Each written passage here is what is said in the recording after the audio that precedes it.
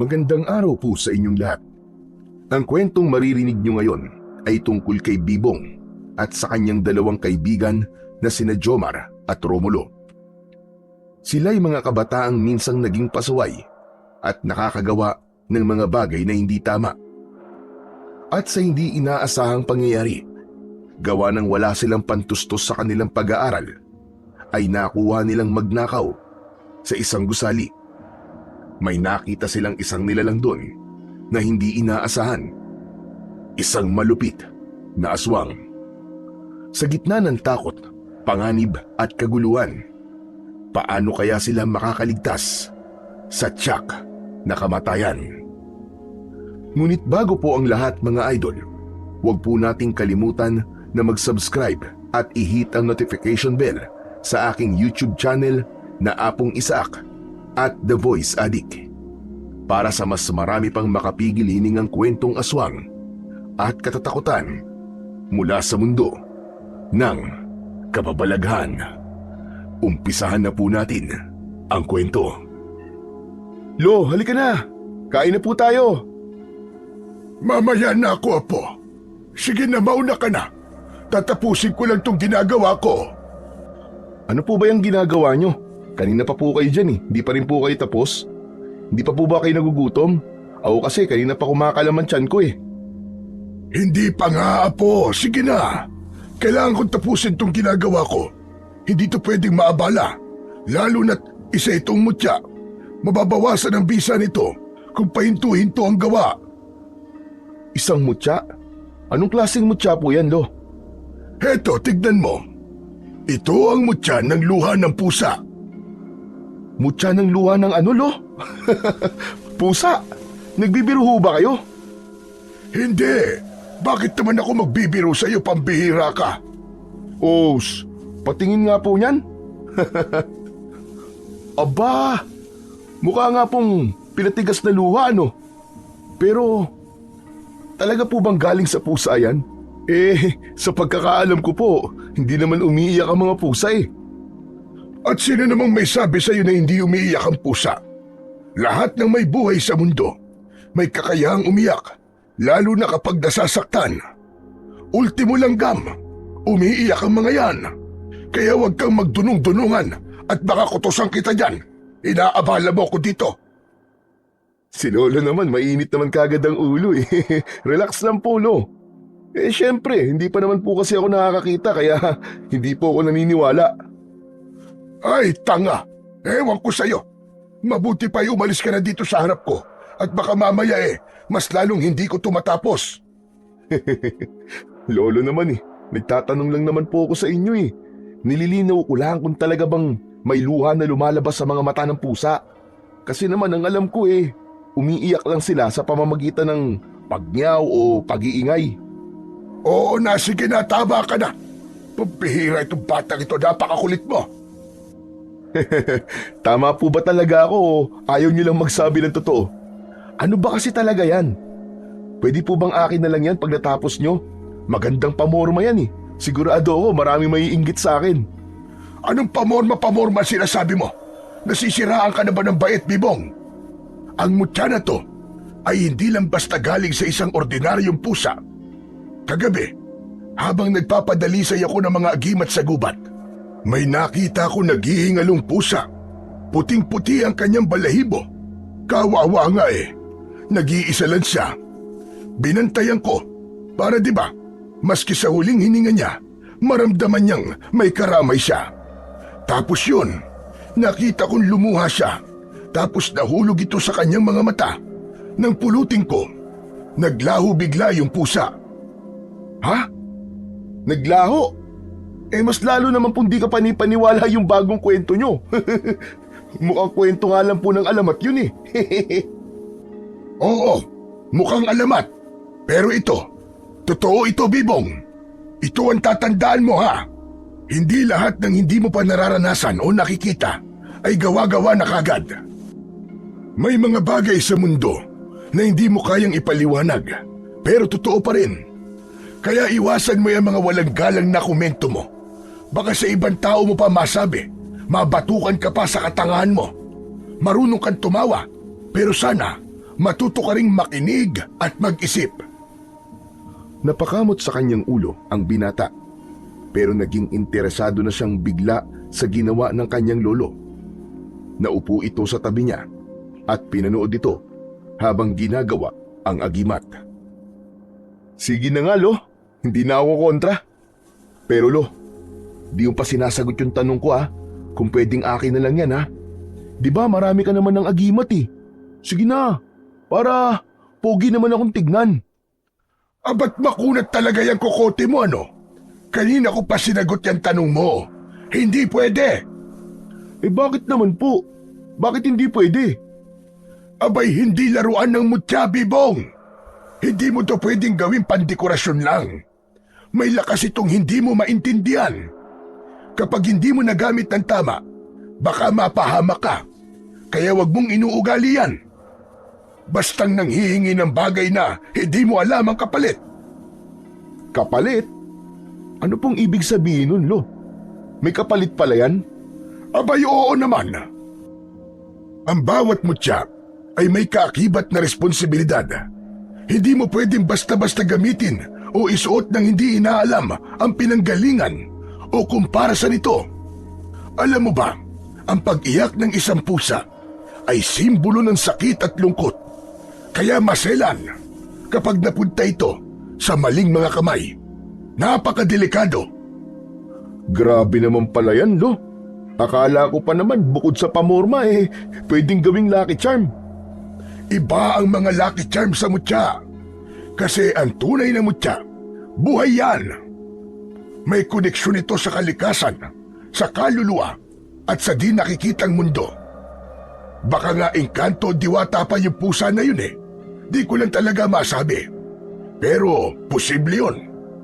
Kaya kung hindi mo pa kayang intindihin o tanggapin ang mga ganitong bagay, huwag ka na munang makialam. Doon ka na muna. Tsupi! Lolo naman, Sige po, gets ko na. Sorry na po. Hindi ko na po yan babastusin. Makikinig na po ako sa inyo. Mabuti naman kung ganon. Dahil darating din ang araw na mauunawaan mo ang lahat. Hindi ngayon, pero sa tamang panahon. Hanggat nandito pa ako, sisikapin kong maituro sa iyo ang lahat ng nalalaman ko at kung ano ang tama. Po? Teka po. Tama po ba yung narinig ko? Tuturuan niyo po ako? Kung ganun, pwede na po akong sumama minsan kapag nagpapadalisay ka ng mga agimat niyo? Pwede naman. Basta, handa ka nang makakita ng mga nilalang na hindi mo akalaing totoo. Tulad ng kapre, tikbalang, mga engkanto, maligno at iba pa. Sige, sa susunod, isasama kita. Pero siguraduhin mo na buo ang loob mo. Kaya ko po yun. Yun lang naman pala. Basic na basic lang sa akin yun, Lo. Yabang nito. Lolo naman, mana lang po ako sa inyo. Pero Lo, di ba may kapangyarihan po mga mutya? Yung luha po ng pusa na yan, ano pong kapangyarihan yan? Akala ko ba tapos ka na magtanong? Hindi pa pala. Justin bata ni Re. O sige, ang kapangyarihan nito ay nag-iiba. Depende sa uri ng panganib na darating. Parang nakikisama siya sa kung anong kailangan ng may hawak. Hanep pa. Magaling palang mutya na yan Parang may sariling isip. Oo naman. Buhay ang enerhiya nito. Kung ang kalabay mo'y mangkukulam, magbibigay ito ng panangga. Kung engkanto naman, maglalabas ito ng liwanag na hindi nila kayang tignan. At kung mga aswang naman o demonyo, kayang ilantad ng mutya ang tunay nilang anyo. Kaya din itong tumunaw ng mga aswang. Ganun po pala yun. May iba pa itong kapangyarihan. Teka, aalalahanin ko lang. Ano nga ba yon? Alam ko na. Nako. Teka, mali yata. Hindi ko na yata matandaan. Naku Lo, mahirap po yan. Paano nyo magagamit ng mahusay ang mutya na yan kung hindi nyo alam kung paano gamitin? Hindi problema yon. Dahil ang bawat mutya na galing sa kalikasan ay may kanya-kanyang gabay. Kahit hindi maalam ang may tangan nito, ibubulong ito sa kanya kung paano gamitin. Wow! Astig naman pala, Lo.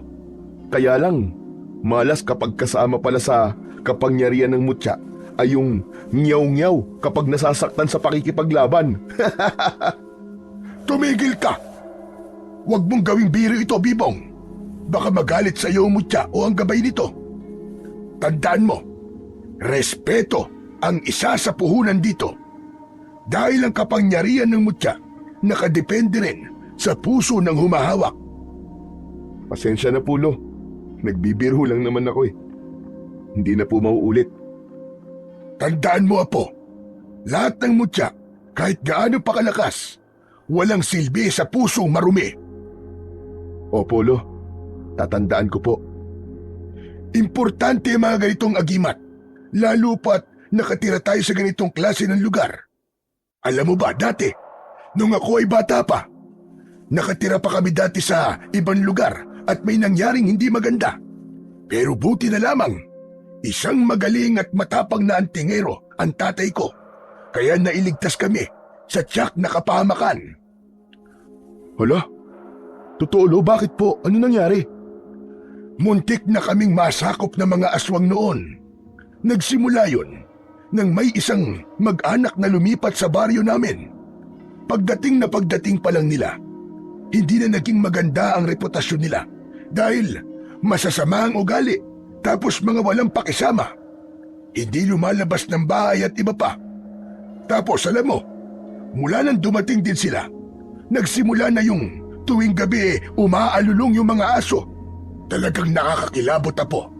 Tapos, nagkaroon pa ng serye ng patayan, hindi lang ng hayop, pati ng mga tao.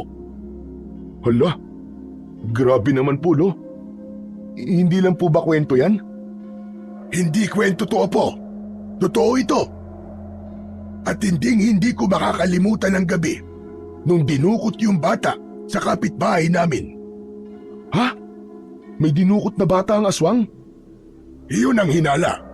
Pero walang gustong magsalita. Ang mga tao sa baryo namin noon, takot. Takot na takot silang lahat. Hanggang isang gabi, nakita mismo ni tatay yung isang nilalang na lumipad. May mahabang kuko at pulang mga mata. Hindi siya tao, hindi rin hayop. Siya ay isang aswang. Ano pong ginawa niya, Lo? Nung makita niyo po yung aswang? Abay, nilabanan niya. Hindi siya nagdalawang isip. Ginamit niya ang isa sa pinakamakapangyarihang agimat na nakuha niya sa buntot ng tikbalang. Wow! Lo, sige po. Ituloy niyo pa po yung kwento. Ang ganda. Napatay po ba yung aswang sa gabing yun? Hindi. Pero ang ginawa ng tatay ko, nilusog niya yung bahay ng dayong pamilya. At alam mo ba kung ano ang nakita niya? Ano po, Lo? Mga tao. Lolo naman eh. Ano namang klaseng kwento yan? Akala mo siguro tapos na kagad ang kwentuhan eh. Pero teka lang, pakinggan mo tong mabuti. Oo nga, mga tao ang nakita niya ron. Nakaupo sa sala. Parang normal lang. Parang walang nangyayari. Pero alam ng tatay ko, may kakaiba. Alam ni tatay na sila nga yung mga aswang.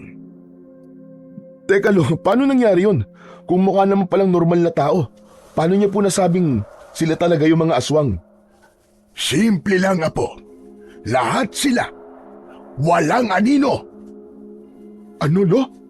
Walang anino? Tama ka. Kahit tirik ang buwan sa labas at bukas ang ilaw sa loob ng bahay nila, wala man lang kahit kapirasong anino na nagmumula sa kanila. Kaya dun pa lang, alam na ng tatay ko, hindi yun mga normal na tao. Isa pa, naaamoy niya. Iba ang amoy nila.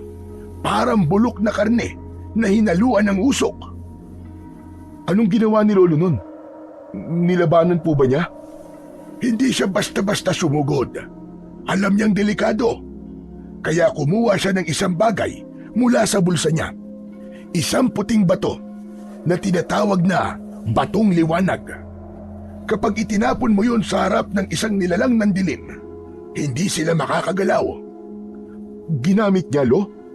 Oo, tumayo siya sa tapat ng pinto at sabay sigaw ng orasyon.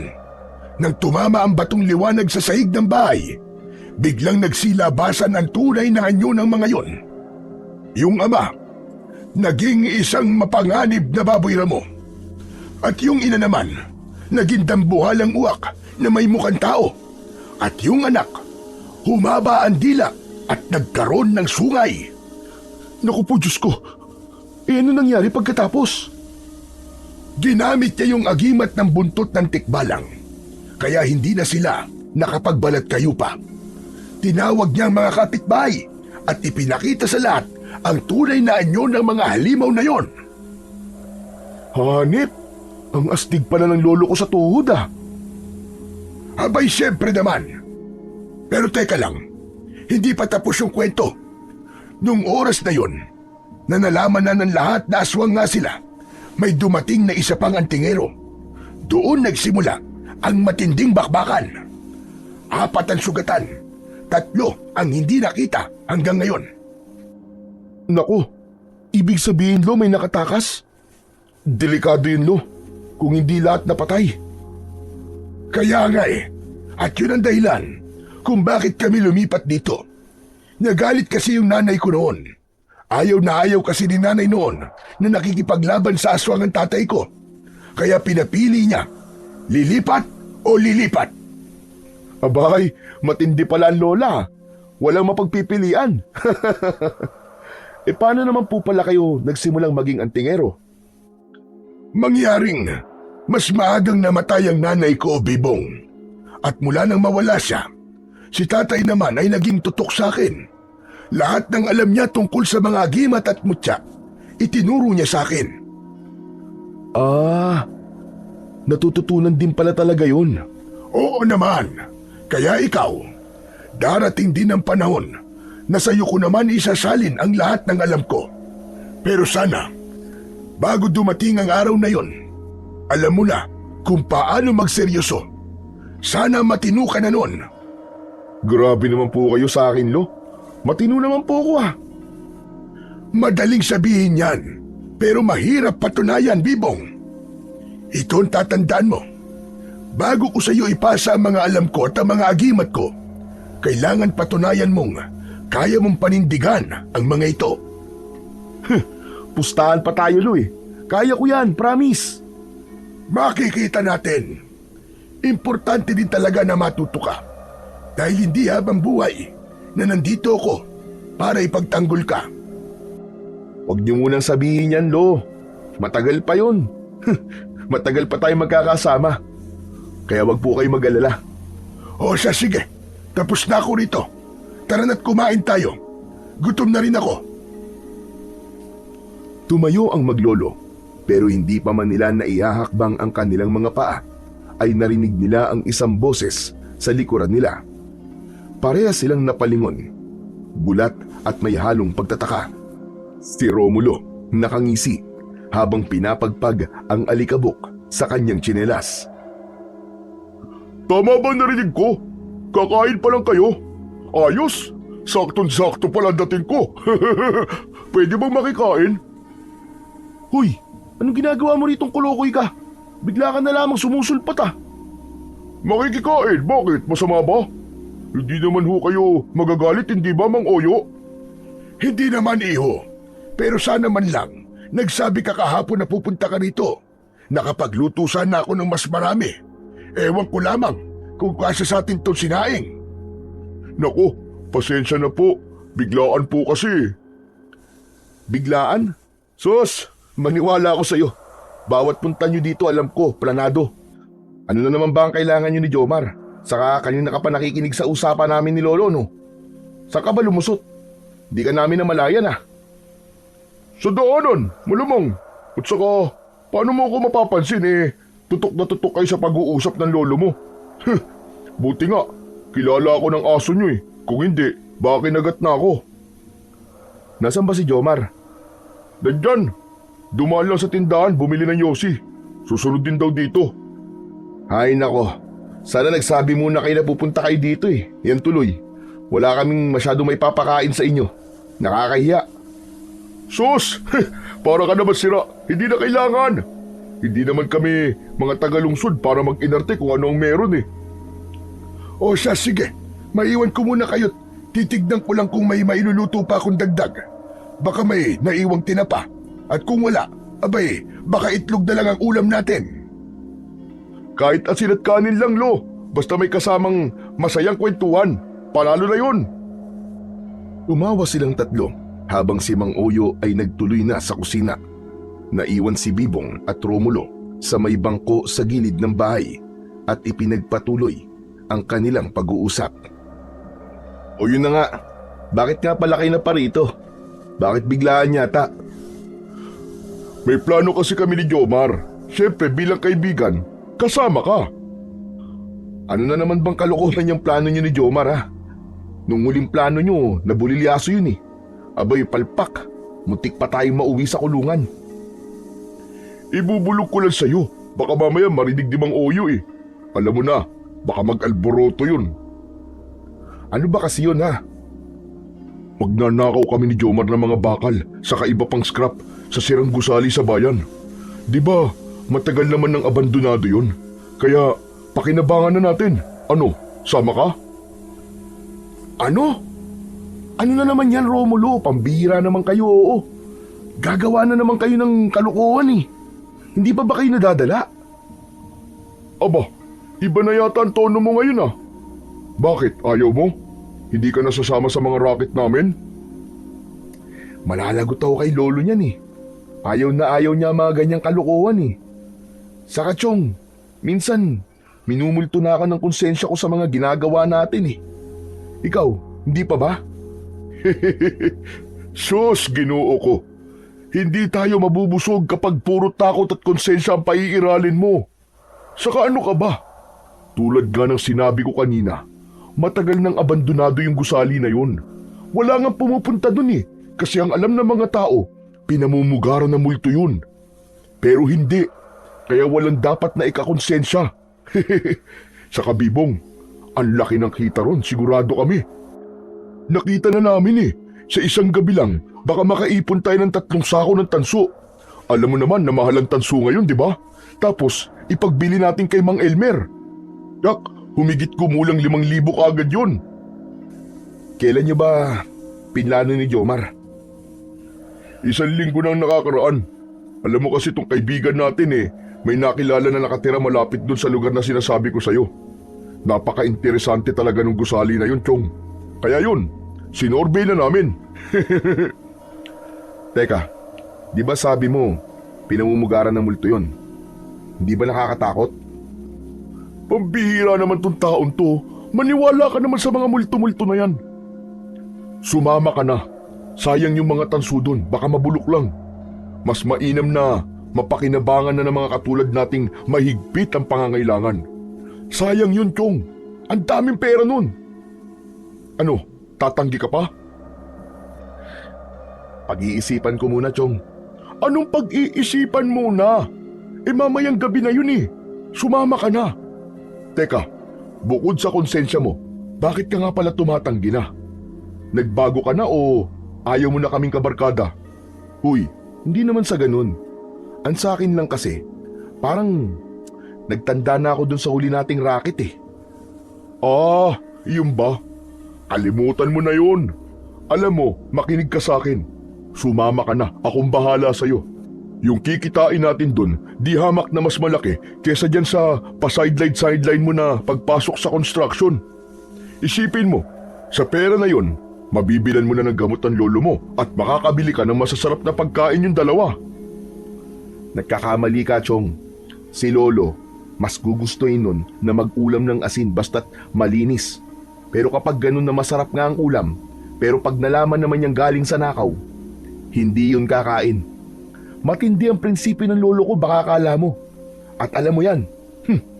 Saka, hindi ko basta-basta kakalimutan yung nangyari na yun eh. Muntik na tayong makulong eh. Huwag kang masyadong malakas ang boses. Baka mamaya marinig tayo ng lolo mo. Palayasin pa ako dito. Chong, pangako ko sa'yo, hindi tayo mapapahamak sa pagkakataong to. Walang bantay sa gusali na yon. Pulido ang plano namin ni Jomar. Wala kang dapat na ipag-alala. Sayang din to, Chong. Pwede rin tong pang-tuition. Ay, nako. Baka malaman to ng lolo ko eh. Malalagot na naman ako eh. Tayo lang naman tatlong nakakaalam eh. Hindi, Chong, pas ako. Pasensya na talaga. Hard pass. Pambihira naman, oo. Minsan na nga lang mag-aya, ipapahiya mo pa ako. Sus, ano namang klaseng itsura yan? Huwag mo na nga akong konsensyahin. Hindi ako tatablan yan. Alam nyo, dapat naman kasi, yung racket na hinahanap nyo, yung legal, yung parehas. Yun, sasama ako sigurado. Pero sa ganito, ayoko na talaga. Ayoko na, period. So hindi ka na talaga sasama? Hindi na nga. O sige, magkalimutan na tayo. Huy, seryoso ba? Sige, kung ikaw, yan ang gusto mo eh. O sige, pero popormahan ko na din si Joyce. Talo-talo na tayo. Oy, wag naman ganun, Romulo. Ako na ang nauna ng ligaw dun eh. Dami ko ng effort dun. Dami ko nang nalibre dun eh. Dadaanin mo na naman sa pagwapuan eh. Eh kung ayaw mo nang sumama eh, syempre, may kapalit yan. Si Joyce yun. O ano, deal? Anak ng 7 kagaw naman, oo. Sige na. Pag-iisipan ko kung sasama ako. Pero Romulo, huwag mong bastusin si Joyce ha. Hindi siya tulad ng ibang babae. Yan! Very good! Ganyan ang bibong nakilala ko. Basta mamaya 11:00 ng gabi. Dating gawi. Bahala kayo. Teka, nasan ba si Jomar? Nandun sa may eskinita, sa katapat ng tindahan ni Aling Pina. Kanina pa hinihintay yung sukli sa Yossi. Tagal ng tindere. Parang sinasala pa yata ang barya. Tumango si Bibong. Napatingin siya sa kalsada at tinanaw kung darating pa ang isa nilang kaibigan. Nagkaroon ng sandaling katahimikan sa pagitan nila ni Romulo. Ngunit ang katahimikang yon ay nabasag nang makarinig sila ng malalakas na sigaw mula sa paparating na binata. Ah! Tulong! Tulong! Agad na napatayo ang dalawa nang makilalang si Jomar ang humahangos. Takot na takot at pawis na pawis. Habol nito ang kanyang hininga nang makalapit sa dalawa niyang kaibigan. Hoy! Ano ba nangyayari sa'yo? Bakit ka parang takot na takot? May humahabol ba sa'yo? Takting yan!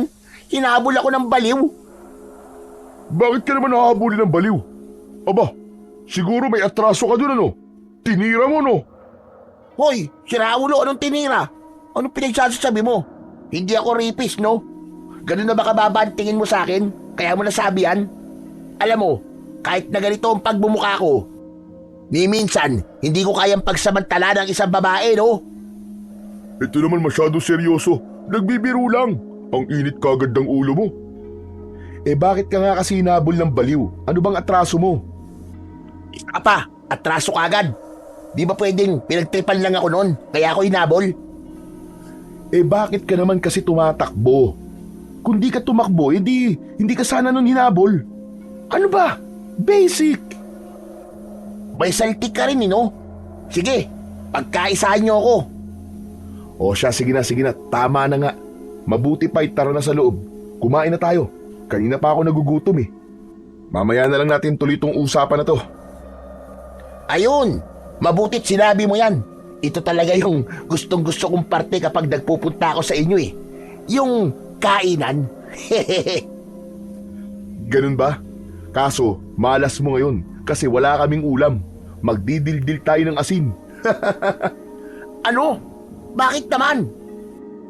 Eh kasi nga, hindi daw tayo nagpasabi. Sa bagay, sayang. Akala ko pa naman, adobong baboy. Pwede naman adobong kanin. Ay nako, tara na nga, kain na tayo. Pumasok na ang tatlo sa loob ng bahay ni Nabibong. Diretso sila sa kusina kung saan nakita nila ang matanda na abala na sa paghahanda ng kanilang makakain. Umupo sila sa bangkong kahoy. Si Jomar, Bibong at Romulo ay matagal nang magkakaibigan. Simula pa lamang ng elementarya ay magkakakilala na sila. Ang tawag nga sa kanila noon ay ang tatlong kuneho dahil sa likas ang kanilang pagiging malikot sa klase. Palagi silang napapagalitan sa tuwing may nagagawang kalokohan. Si Bibong ang tumayong leader nila, samantalang si Romulo ang pinakamatangkad at may itsura sa kanila. Si Jomar naman ang bunso, tahimik at matatakutin, kaya palaging nagbibiro. Dati silang nakatira sa iisang baryo, ngunit nang lumaon ay lumipat na ng bahay si Romulo at Jomar sa kabilang baryo. Gayunpaman, hindi naputol ang kanilang koneksyon. Hindi nun naapektuhan ang kanilang samahan. Sila ay nasa ikalawang taon na ng kolehiyo at pare-parehong kumukuha ng kursong criminology. Samantala, naghain na si Lolo Oyo sa hapag at nagsimula na silang kumain. Oh, huwag kayong mahihiya. Kain lang kayo ng kain. Mga walang hiya kayo. Hala, grabe ka naman pre. Hindi naman. Sige na. Kumain lang kayo.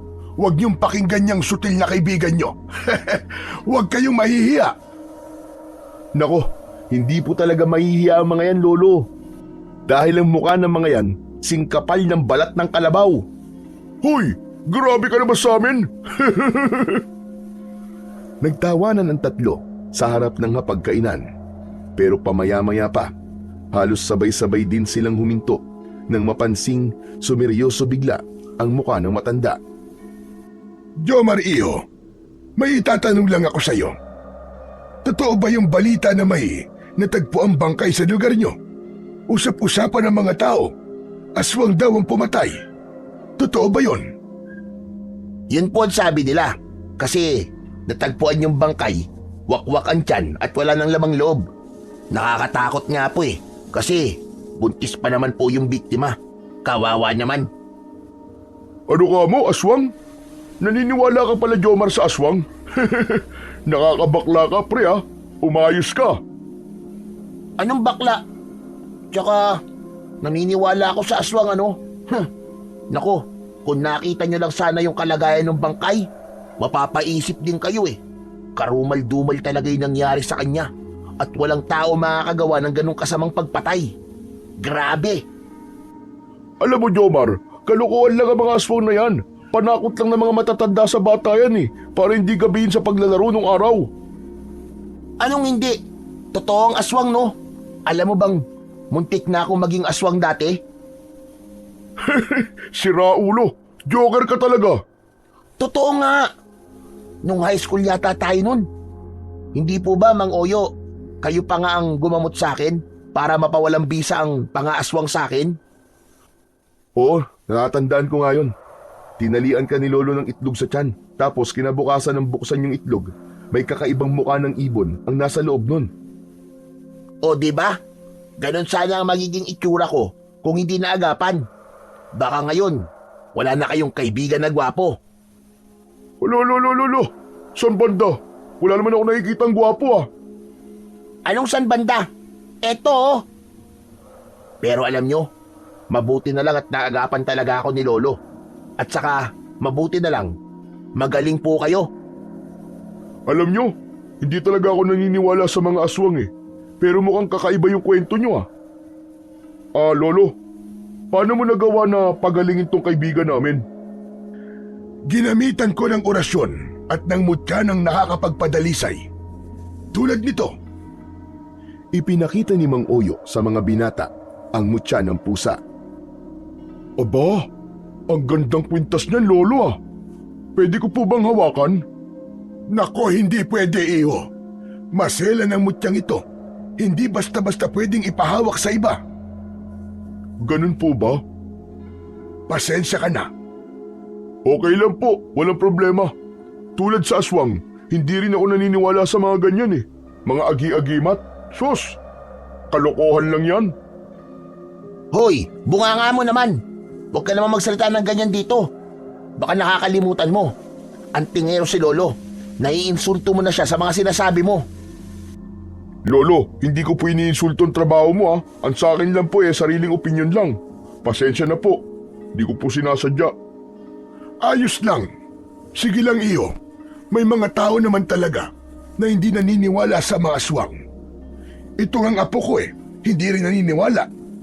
Pero ito ang sasabihin ko sa inyo. Totoo sila. At huwag niyong pangarapin na makakita pa kayo bago kayo maniwala. Tama si Lolo. Basta ako, naniniwala ako sa aswang. Hanggang ngayon nga po, Lolo, nasa akin pa rin po yung habak na ibinigay niyo sa akin Di ba po, pangontra po yun sa aswang? Oo, tama ka. Ibinigay ko sa iyo yun para di ka na maaswang ulit. Proteksyon mo yon laban sa mga masasamang elemento tulad ng aswang. Teka, ikaw ba, Jomar, nakakita na ng aswang? Oo naman. Anong itsura? Kamukha mo. Tignan mo tong taong to. Ang lakas talaga ng tiniling. Hoy, di naman hamak na mas may itsura ako sa'yo, no? Yabang mo. Hindi naman kasi lahat ng aswang ay pangit. Ang mga aswang, pare, kaya nilang magbago ng anyo. Kaya nilang gumaya din ng itsura ng ibang tao. Kaya huwag kang magtaka dahil posible naman talaga na may makahawig kang aswang. Tama ka. Ang mga aswang ay kayang manlinlang ng tao. Kaya mag-iingat kayo palagi. Dahil hindi lahat ng mga nakikita nyo o nakikilala nyo ay totoo. Ingat kayo sa mga mapagkunwari. Nako, mabuti pa ibahin na lang po natin ang usapan. Huwag na po yung aswangan at baka mamaya kung saan pa mapunta ang usapan natin Oo nga pala. Malapit na ang pagtatapos ng klase nyo, hindi ba? Ano? May award ba kayong 3 sa recognition? Kailan nga ba ulit yun? Sa susunod na linggo pa po, Lo. Maganda sana kung makakabili tayo ng bagong sapatos at uniforme mo. Para naman, disente kang tignan habang umaakyat ka sa entablado. Ang kaso wala pa akong pera sa ngayon. Po? Lo, hindi naman po kailangan yun Wala naman po akong award Ay, wala ba? Akala ko kasi meron Lolo naman, halos pasang-awa nga lang po ako sa ibang subject Lalo na nung nakaraang SEM. Hindi ko nga alam kung papasa pa ako sa major naming criminology, Lo. Hala ka! Aba dapat doble kayod ka na, apo. Hindi pwede ang ganyan kung gusto mo maging pulis. Hindi ba yun ang pangarap mo? Opo, Lo. Pangarap ko po talaga yun. Kaya nga po, nagsusumikap po ako kahit papano. Medyo mahirap lang po talaga nung nakaraan kasi sabay-sabay po ang projects Saka yung group work. Tapos yung grupo ko pa tamad. Halos lahat ako na gumawa. Aba, maski di ka pasok, deserve mo pa rin magkaroon ng bagong damit at sapatos, Chong. Ang hirap kaya mag-aral. Ang importante, pasado ka. Di ba, Jomar?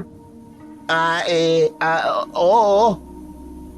Gusto ko nga sana kaso wala Mas lalong humihirap ang buhay. Pataas ng pataas sa mga bilihin. Tapos yung sahod naman, hindi tumataas. Yung mga presyo ng pananim, pababa ng pababa. Alam niyo po, Lo, huwag niyo po masyadong inaalala ang apo niyo. Kayang-kaya po niya ang sarili niya. Magagawa niya po ng paraan yun. Kung talagang gusto niya. Aanhin ko nga kasi yun. Hindi nga kasi ako aakyat ng stage. Pambihira naman kayo, oo. Pumasa tayo, di ba? Baka naman pwede na rin yung kahit konting salo-salo lang. Correct. Mainam din yung may konting salo-salo na magaganap kahit tayo-tayo lang. Di ba, Lolo? Mag-aambag kami ng pera. Wala namang problema sa akin yon. Basta may budget. Sige, ipagluluto ko kayo. Gagawa ko ng espesyal. Baka kalderetang kambing o di kaya naman tinolang manok na native. Wow, ayos. Panalo po talaga kayo, Lolo Oyo. Yan ang lolo ng bayan. Wala talagang kakupas-kupas, Lo. Sus, binola niyo na naman ang lolo ko. Lakas talaga ng mga dila niyo, Chong. Lo, huwag niyo po muna silang patulan. wag na muna nating isipin yung handa-handaan na sinasabi nila. Saka na lang po kapag graduation na. Malayo pa naman po yun eh. Makakaipon pa tayo. Yan ka na naman. Kinontra mo na naman. Sige na, ituloy nyo na yung pagkain nyo. Saka na lamang natin pag-usapan ng salo-salo na gusto nyo. Ipinagpatuloy nila ang kanilang pagkain. Nang matapos, nagtulong-tulong ang tatlo sa pagliligpit ng kanilang pinagkainan at sila na din ang naghugas ng pinggan. Bagay naman na labis na kinatutuwaan ng matanda sa dalawang kaibigan ni Bibong. Walang alam ang matanda sa mga ginagawa nilang kalokohan. Tumambay ang tatlo sa sala, samantalang si Lolo Oyo naman ay pumunta na sa likod ng kanilang bahay para naman asikasuin ang kanilang mga alagang hayop. Napatingala sa bubong si Romulo. Pre, tignan mo. Sira na pala tong bubong nyo eh. Ang dami ng butas. Kaya nga eh, madami na talagang sira yan. Wala naman kasi kaming perang pampaayos eh. Yung pera na kinikita ko sa pagsa-sideline eh nauuwi lang sa mga gastusin namin dito, tsaka sa school. Ang hirap talaga maging mahirap. Alam mo, Chong, kung ako sa'yo, pumayag ka na kasi na sumama sa amin ni Jomar. Huwag ka nang pakipot pa. Para ka naman chicks eh.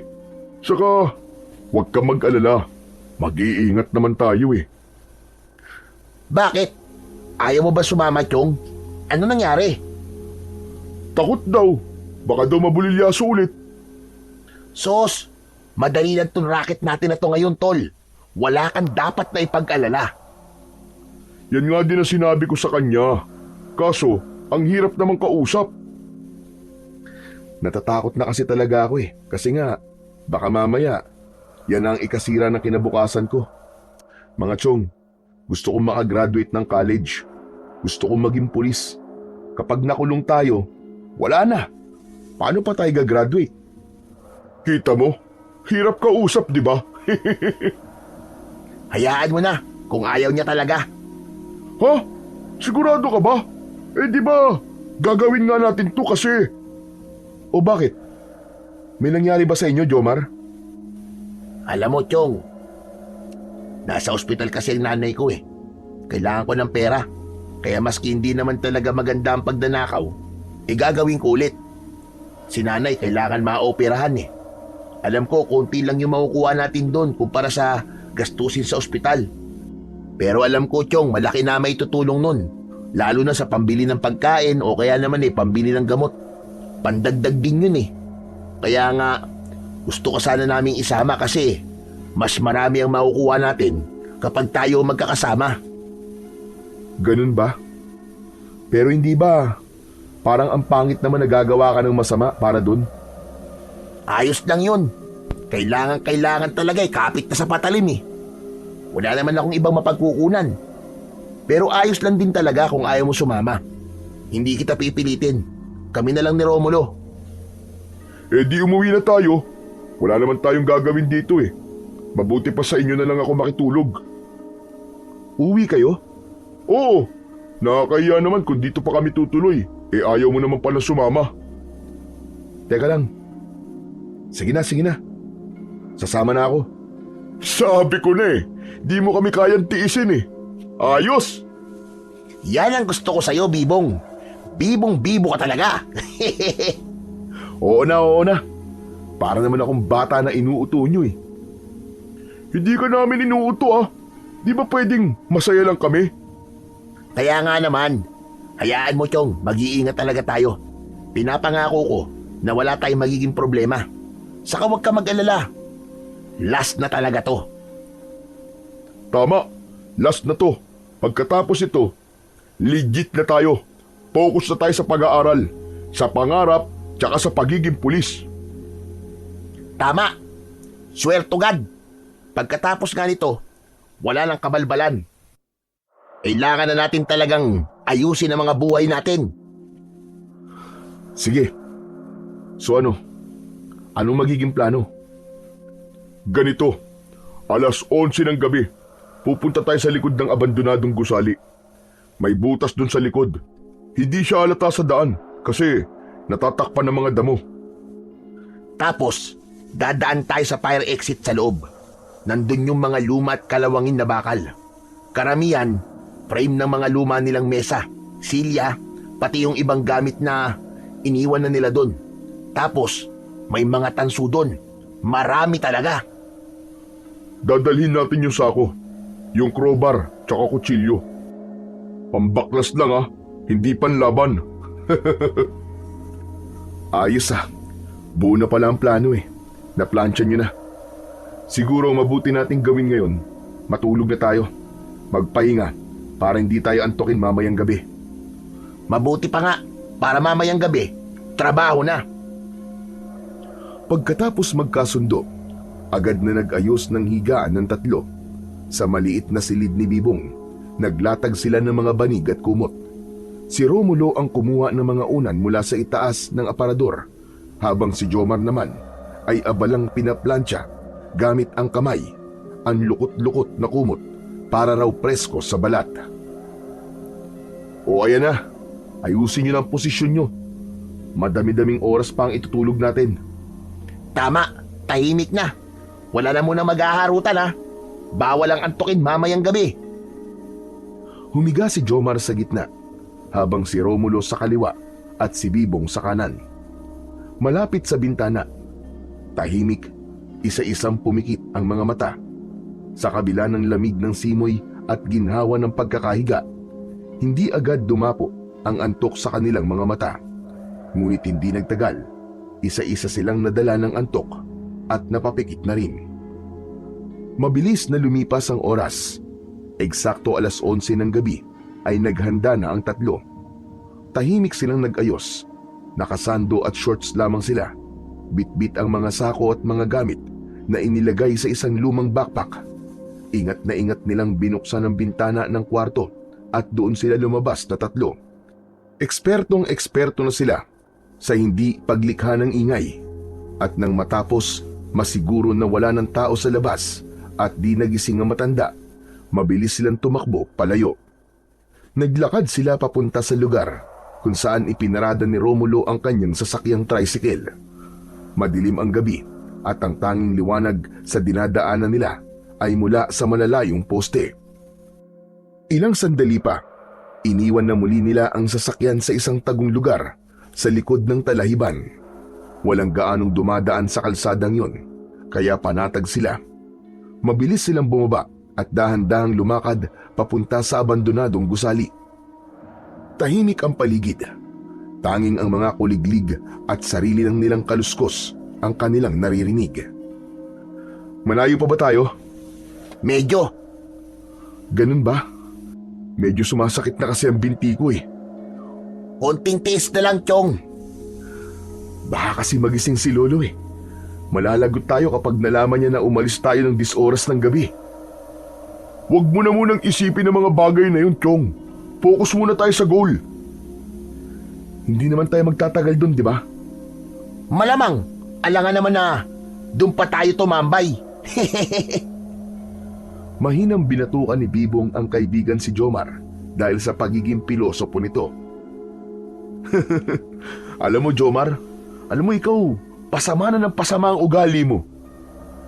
Pasensya na. Sige na. Focus na tayo sa goal. Sigurado ba talaga kayong wala na nakatira sa lugar na yun? Bakit na naman ba? Paulit-ulit ka naman? Wala na nga nakatira doon. Kung gusto mo, ikaw na tumira para may tao na ron. Sabi ko na eh, dapat talaga hindi na ako sumama dito eh. Binubuli niyo lang ako eh. Hindi, biro lang naman tol ko naman. Para ka namang others eh, hindi ka mabiro. Bilisan na nga lang natin ang paglalakad. Mabuti pa nga. Ilang sandali pa ay narating na rin nila ang lugar. Heto na yun. Yan ang sinasabi ko sa inyo. Tahimik lang tayo ah, para walang makapansin sa atin. Oh, akala ko ba walang tao dito? Ito naman, masyadong nervyoso. Wala ngang tao dito, Chong. Ano ka ba? Sinabi ko lang yun para di tayo maging kampante. Huwag na kayo magtalo. Sige na, pumasok na tayo. Bilisan lang natin. Pagkapasok nila sa loob ng gusali, agad nilang naamoy ang alikabok, amag at kalawang. Madilim sa loob. Tanging ang liwanag ng maliit na flashlight ni Bibong ang nagsisilbing gabay nila habang dahan-dahan silang naglalakad papasok. Grabe. Nakakatakot nga pala tong lugar na to, no? Ang daming mga sirat lumang kabaong. Wala na tayong pinagkaiba sa sementeryo, ah. Ayos lang yan. Hindi naman talaga dito sa ibaba ang nakakatakot eh. Doon sa itaas. Kasi ang alam ko, doon yung katayan nila ng mga patay. Hehehehe. Ano? Anong katayan? Doon sila nag-iimbalsa mo ng mga patay. Ito naman oh, kung ano-ano iniisip eh. Shushme. Sa isang sulok, nakita nila ang lumang fire exit na tinutukoy ni Jomar. Doon naroon ang mga kalawangin at sirang bakal, mga frame ng mesa, silya, cabinet at iba pang gamit na iniwan lang sa paglipas ng panahon. Meron ding mga sirang electric fan, ilang lumang wiring at metal parts na puno ng alikabok. Dito tayo magsimula, Jomar. Buhatin mo yung sako. Bibong, hawakan mo yung ilaw. Agad nilang inilabas ang mga dala nilang gamit, kutsilyo, crowbar at sako. Mabilis ang kilos ni Jomar. Maraan niyang binabaklas ang mga tansong bahagi ng electric fan. Si Romulo naman ay abala sa pagtatanggal ng tornilyo sa isang bakal na kabinet gamit ang crowbar. Si Bibong, habang hawak ang flashlight, panayan lingon sa paligid. Bilisan niyo, pre.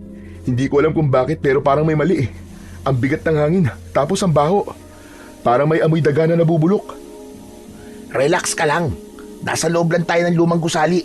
Normal lang yan. Pero hindi mapakali si Bibong. May naririnig siyang mahihinang yabag sa itaas. Parang may bumubuntong hininga sa likod ng mga sirang dingding. Napatingin siya sa madilim na bahagi sa itaas na palapag. Wala siyang makita, pero naroon ang pakiramdam na parang may nakatingin. May tao ba dyan? Hoy! Sinong kinakausap mo dyan? Pambihira to oh. Kasi parang may tao sa taas eh. Huwag ka na nga manakot dyan. Bilisan na lang natin ang trabaho. Grabe, jackpot tayo dito, ang daming tanso. Yan oh, kunin na rin natin yung mga bakal. Pwede ring ibenta yan. Ipinagpatuloy na nga nila ang kanilang ginagawang pagnanakaw. Halos mapuno na nila ang 2 sako. May isa pa silang dapat na punuin. Ngunit habang nagpapatuloy sila, biglang napatingin si Bibong sa may hagdan. Malakas talaga ang presensya sa kanya ng kung sino man ang nasa may hagdan. Pakiramdam kasi ng binata ay may nakatitig sa kanila at sinusundan sila saan man magpunta sa loob ng gusali na yon. Hoy, Bibong! Okay ka lang ba? Hindi, Chong. Pero ayos lang, sige. Huwag ka mag-alala sa akin. Ay nako, hayaan mo na nga muna yan, Jomar. Nagtitrip lang yan eh. Biglang isang malakas na kalabog sa itaas ang kanilang narinig. Napalundag si Bibong at nagpaikot-ikot agad ang flashlight papunta sa hagdan kung saan tila nanggaling ang tunog. Pero wala naman silang makita doon. Narinig niyo yun? Oo. Naku, kayo naman oh. Daga lang yun. O kaya naman eh, baka pusa lang. Pero kahit paanong paliwanag ni Romulo, ramdam sa ere ang kakaibang lamig. Bumigat ang pakiramdam ng paligid. At kahit sila ay parang hindi nagaanong sigurado sa mga sarili nilang sinasabi, nagkatinginan sina Jomar at Romulo. Nagkaunawaan. Tignan natin sa taas. Tara, sama ka, Bibong. Ako na lang ang magbabantay dito. Aayusin ko pa itong mga nasa sako eh. Okay, sige, ikaw bahala. Pero kung may mangyari na kakaiba, tawagin mo lang kami ha. Pupunta lang kami doon sa taas para makita, baka mamaya may mahalagang bagay pa nandun eh. Tumango na lamang si Bibong. Umakyat na sina Romulo at Jomar, dala ang flashlight at crowbar. Naiwan si Bibong sa ibaba, nakatayo sa 2 punong sako. Nang mawala ang dalawa sa kanyang paningin, muling bumalik ang pakiramdam na parang may mga matang nakamasid sa kanya. Maya-maya ay umihip ang hangin. Tapos ay may parang nakita siyang dumaan sa kanyang likuran. Anak ng teteng oh. Ano ba yun? Luminga siya pero wala pa rin siyang nakita. Nagsimulang bumilis ang tibok ng kanyang puso. Para siyang nauupos sa sarili niyang takot. Hindi pa man nagtatagal ay may narinig siya ulit na malakas na pagbagsak ng bakal at gumulong pa ito sa saig. Jomar? Romulo? Kayo ba yan? Walang sumagot sa kanya. Pumunta siya sa pasilyo, sumilip sa direksyon ng tunog. Wala pa rin siyang nakita. Pagbalik niya sa dating pwesto, nakita niyang nakabukas ang isa sa mga sako. Tila ba may gumalaw? Parang may humukay sa loob nito. Napaatras ang binata. Anak ng... Mukhang akong pinagtitripan ng dalawang to ah. Hoy! Bilisan niyo dyan! Nang makaalis na tayo! Bibong, huwag ka masyado maingay. Ano ka ba? Ano ba kasing ginagawa niyo sa taas? Halina kayo dito, umuwi na tayo! O sige, sandali lang. Babalikan ko lang si Romulo. Sige! Bilisan niyo na! Muling nawala si Jomar sa paningin ni Bibong. Muli siyang naiwan sa ibaba. Nagbantay ng kanilang mga gamit. Inisa-isa niyang inayos ang mga gamit na scrap na nakuha ng kanyang mga kaibigan. Ngunit hindi pa man siya nangangalahati sa ginagawa ay napahinto siya nang marinig niya ang sigawan ng kanyang mga kaibigan sa itaas ng gusali. Bigla siyang naalerto, agad na kumilos at tataas na sana siya. Pero nakasalubong niya si Romulo, tumatakbo pababa. Oh! Ano nangyari? Nasa si Jomar? Umalis na tayo rito! Bilisan mo! Sandali si Jomar! Hindi natin siya pwedeng iwan! Hayaan mo na siya! Umalis na tayo! Huwag ka makulit! Hindi ako aalis dito, siraulo ka ba? Sabihin mo sa akin kung bakit ka nagkakaganyan. Hindi ko iiwan si Jomar dito. May aswang sa taas. At si Jomar sinugod ng aswang. Kitang-kita ko, Bibong. Ano? Paano nagkaroon ng aswang dito? Hindi ko alam. Mamaya na tayo mag-usap. Kailangan na natin makaalis dito bago pa bumaba yung aswang na yun. Mapapahamak tayo dito. Si Jomar, hindi na natin siya matutulungan. Pero, Bibong, wala na tayong magagawa. Tara na! Pero paano yung mga ninakaw nating gamit? Iiwan na lang ba natin yun dito? Oo, lagyan naman oh. Tara na! Magkasabay silang tumakbo palabas ng gusali. Halos madabada-pa sila sa pagmamadali. Sa likuran nila, nakarinig si Bibong ng mga yapak. Kasabay nito ay ang malakas na ungol. Para silang hinahabol. Si Bibong, bagamat nakakaramdam na din ng takot, ay paminsang-minsang lumilingon. Umaasang makikita si Jomar na sumusunod, pero wala. Mas lalo siyang nataranta. Ano ba? Huwag kang lingon ng lingon! Bilisan mo, Bibong! Patuloy silang sumibad palabas ng gusali hanggang sa makarating na sila sa likod. Hindi na sila lumingon pa. Sumuot sila sa butas at nagpatuloy sa pagtakbo hanggang sa makarating sa kanilang sasakyan. Sandali lang, Chong! Ano ba talaga nangyari sa inyo? Pwede mo bang ipaliwanag sa akin? Malayo na tayo sa gusali. Wala na yung aswang na sinasabi mo. Si Jomar, nasan ba talaga siya? Chong, wala na siya. Baka patay na siya, Chong. Ano? Anong patay na? Hindi ka ba nakikinig? Baka patay na si Jomar. Sinabi ko na sa'yo, di ba? May aswang sa gusali na yun. Maniwala ka sa akin, hindi ako nagbibiro. Patawarin mo ko, Bibong. Wala akong nagawa nung bigla na lang siya dambahin ng aswang. Baka nga sa mga oras na to, nilalantakan na siya ng aswang na yun. Hindi pwede. Babalikan ko siya. Anong babalikan? Nababaliw ka na ba? Sige, kung di na talaga kita mapipigilan, sige, bumalik ka. Pero kunin mo muna to. Dahan-dahan niyang inilabas mula sa bulsa ang isang kwintas. Nanlaki ang mga mata ni Bibong nang makilala ito. Yun ay walang iba, kundi ang mutya ng luha ng pusa. Baka sakali sa'yo gumana. Walang kwenta kanina yan eh. Di man lang tumalab sa aswang na yun. Wala yung kapangyarihan sa akin. Teka, bakit nasa iyong kwintas na to? Kinuha mo? Ninakaw mo kay Lolo? Nilapitan ni Bobong si Romulo. Agad na kinuwelyuan at halos handang sapakin dahil sa galit. Hayop ka, Chong. Makati talagang kamay mo. Talo-talo na talaga. Pati ang lolo ko, nagawa mo pang pagnakawan. Hindi ka lang traidor na tao. Tunay ka rin na magnanakaw at makasarili. Hindi ko naman sinasadya eh. Natukso lang ako. Sorry. Sorry na talaga. Wala akong pakialam sa sorry mo. Ngayon mas kailangan kong balikan si Jomar doon. Kasi baka mamaya baka ginawan mo lang siya ng masama Tapos gusto mong palabasin na aswang ang pumatay sa kanya.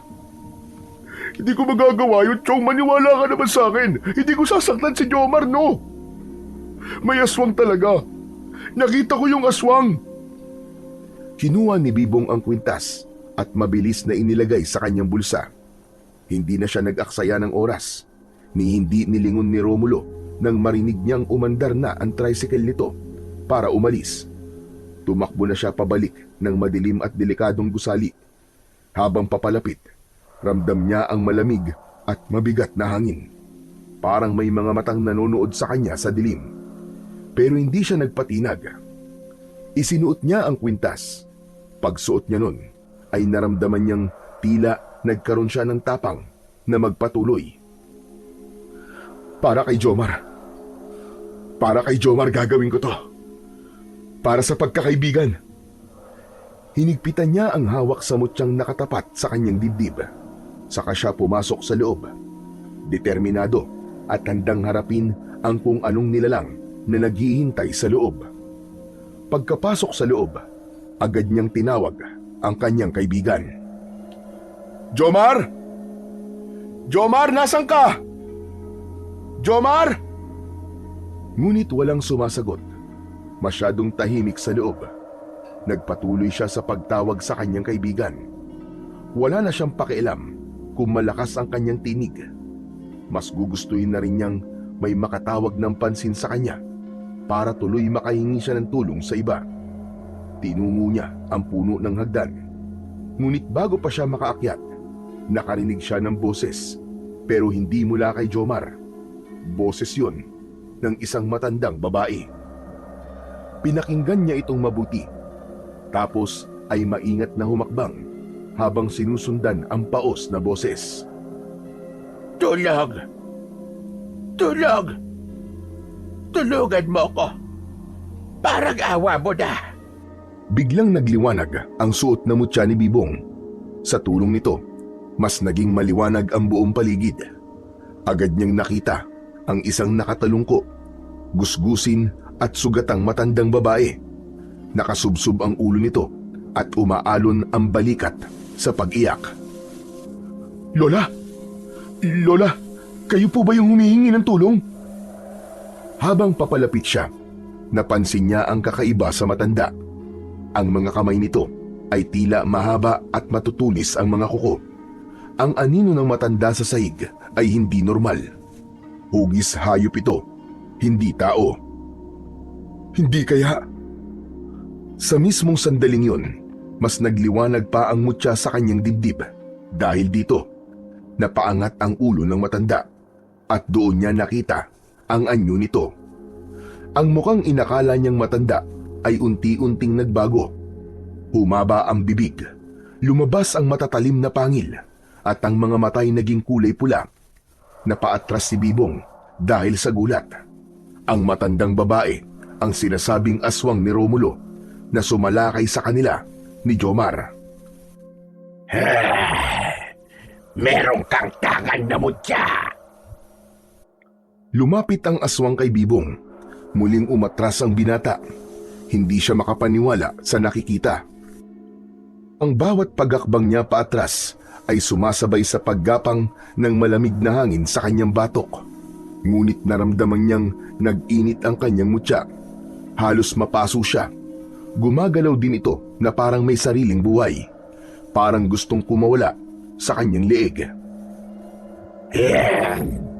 Hindi ka isang antingero, binata. Mabuti pa ay isuko mo na sa akin ang hawak mong mutya. Hindi! Ano ako bali? At bakit ko naman ibibigay sa to? Dahil hindi mo alam kung anong kapangyarihan ng bagay na yan. Huwag mong paglaruan. Unti-unti, nagsimulang dumapa ang aswang sa saig. Gumapang siya patungo kay Bibong. Hindi! Hindi ko to ibibigay sa'yo! Sa lolo ko to! Mahigpit niyang hinawakan ng mutya. Ramdam niya ang init na nanggagaling dito. Isang init na tila bumabalot sa buong katawan niya. Yun ang nagpapalakas sa kanya kahit nanginginig na siya sa sobrang takot. Ibigay mo sa akin yan. Kapalit na hindi na kita sasaktan. Hindi ko nga ibibigay sa ito eh! Ang kulit mo ding aswang ka eh! Kung ayaw mong ibigay, pues, kukunin ko sa'yo ng sapilitan. Biglang lumundag ang aswang ng mabilis. Sa isang iglap, halos abot kamay na niya si Bibong. Ngunit sa mismong paglapit nito, mas sumiklab ang matinding liwanag. Sumabog ito mula sa dibdib ng binata. Ito ang mismong nagpatigil sa nilalang. Itigil mo yan! Itigil mo!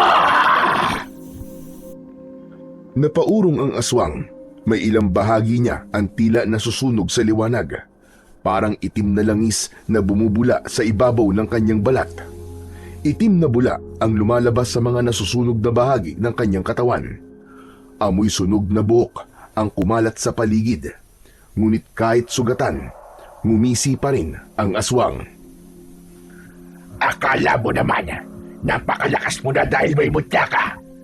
Pwede pa rin kitang masaktan kahit may palangga ka. Ha? At anong akala mo ha? Nahahayaan lang kitang saktan ako? Hindi! Nagkakamali ka! Magkakamatayan mo na tayong dalawa. Pinatay mo ang isang kaibigan ko, kaya dapat ka ring mamatay. Hindi ako titigil hanggat hindi ka nagiging abo. Ang tapang mo, bata. Bakit hindi mo ko subukan ngayon? Gamit ang mahabang dila, ay balak sanang ipulupot yun ni Maura sa braso ni Bibong, ngunit mabilis na nakailag ang binata. Nagulat pa siya nang makita na mabilis siyang nakakakilos. Naisip niyang isa din yun sa kapangyarihan ng mutya. Magaling ka. Ngunit tignan natin kung saan ka dadalhin ng tapang mo. Gamit ang mahaba at madulas na dila, muling sinubukan ng aswang na maabot si Bibong. Mas mabilis na, para bang mas ginanahan dahil sa galit. Tinarget nito ang braso niya at sa isang iglap, nagtagumpay siya. Naipalupot niya dito sa kaliwang kamay ng binata ang kanyang dila. Pumulupot na parang ahas. Ramdam ng binata ang malamig at malagkit na pakiramdam at ang paghigpit nito na para itong pinipiga. Napasigaw siya sa sakit. Ah! Bitiwan mo ako! Bitiwan mo akong bruha ka! Pilit niyang hinila ang sarili palayo. Ngunit parang bakal ang pagkakapulupot ng dila ng aswang sa kanyang braso. Naramdaman niya ang pamamanhid na mabilis na gumagapang sa kanyang braso. Para bang may lason ang laway ng halimaw. Habang nagpupumiglas siya, nakikita niya ang mapanlait na ngisi ng halimaw.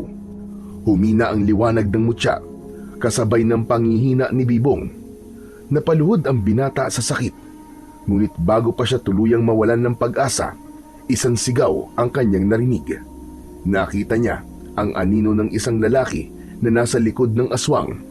May hawak itong bakal. Hinambalos nito ang halimaw. Hayop ka! Bitiwan mo ang kaibigan ko! Tumama ang bakal na tubo sa tagiliran nito, dahilan para lumuwag ang pagkakapulupot ng dila nito sa braso ni Bibong. Napaatras ang aswang, napangiwi sa sakit. Jomar! Buhay ka pa? Oo naman! Muntik na ako mapatay ng hayop na yan. Mabuti na lang at nailigtas ako ng habak na ibinigay sa akin ng lolo mo. Talaga? Paano ka niligtas niyan? Magsasalita pa sana si Jomar, pero nakita nilang naghahanda na naman ulit ang aswang sa muli nitong pagsalakay. Mas galit ito, mas mabangis na ang kanyang anyo. Kumanda kayo! Papatayin ko kayong dalawa! Tol, tara na!